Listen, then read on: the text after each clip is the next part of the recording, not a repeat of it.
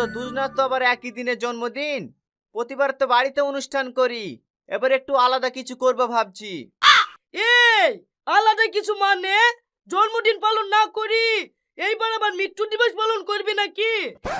তোর আবার সব কাজাই আর কি, মৃত্যু দিবস পালন করবো কেনে?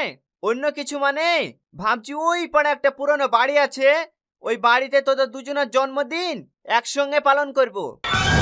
এই তুই কি বলছিস রে?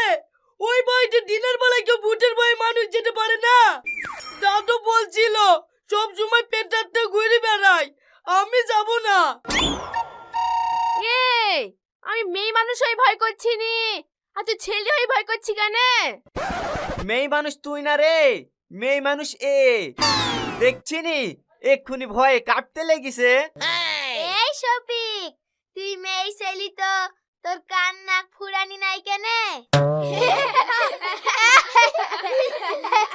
এই চুপ কর, আমাকে কেউ মেয়ে ছেলে বলবি নি। তোরা জানিস এই গ্রামে আমার মতন সাহসী ছেলে আর একটাও খুঁজে পাবি নি। চো যাবো। আপনাদের সকলকে জানানো যাইতেছে যে আপনারা সবাই সজাগ থাকুন।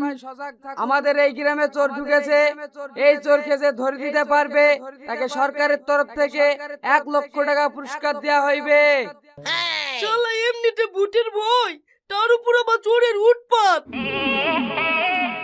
এই তোরা সবাই আপন আপন বাড়ি যা, রেডি হই সময় মতন পৌঁছে যাস।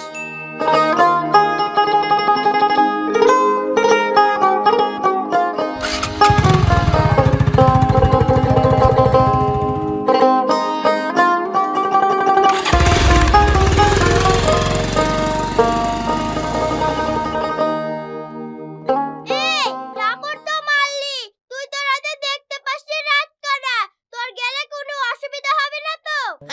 যাওয়াই হোক, যেটা আমাকে হবে। দেখছিনি মেয়ে ছেলে বলে কিভাবে আমাকে রাগাচ্ছে। ঠিক আছে, এখন বাড়ি চ।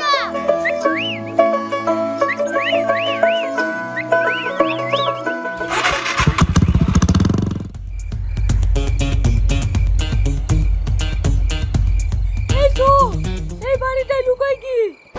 না না, এই বাড়িতে ঢোকা যাবে না, এই বাড়িতে ভূত ঘুরে বেড়ায়, ভয় কেউ ঢোকে না। তাহলে কি তো ঢুকবো, জানে আমাদেরকে কেউ খুঁজতে না আসে। ঠিক আছে তাহলে চ।